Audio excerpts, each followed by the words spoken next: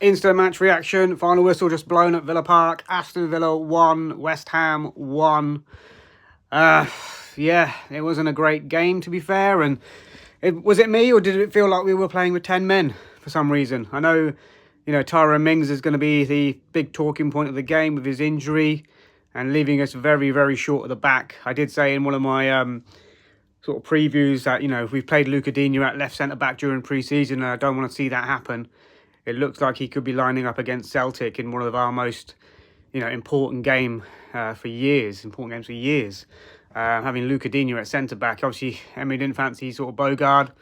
I think missing Emery on the touchline was massive as well. We seemed to be quite flat and uninspired, and I know he's very animated on the touchline, but we just looked flat. Daniel Marlon came on and nice first shot with his first touch, really.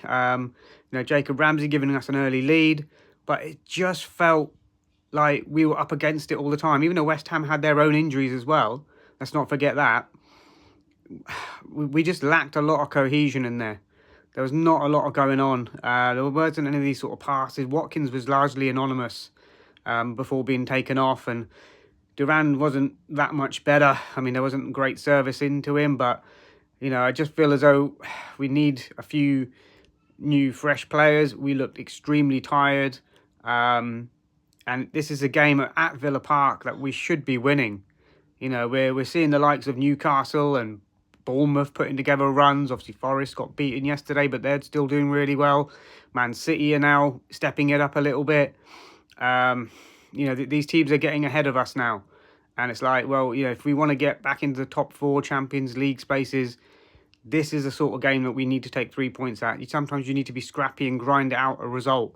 But if anyone was going to get a winner, and luckily that Paquetá winner, goal at the end was ruled out, but it looked like West Ham were going to get it. They're putting crosses in the box, which is absolutely the right thing to do from their point of view. Obviously, we're missing, height in there. No Onana, obviously no Mings, no Pau Torres.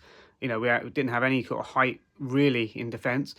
But it just felt like the game was, we were struggling always in the game, even from the first kickoff. I don't know what it was, just a flat atmosphere. Leon Bailey, again, for me, not showing up. I did say I wanted Marlon to start this one and then bring on Bailey. But, yeah, just flat, mate. Just flat for me.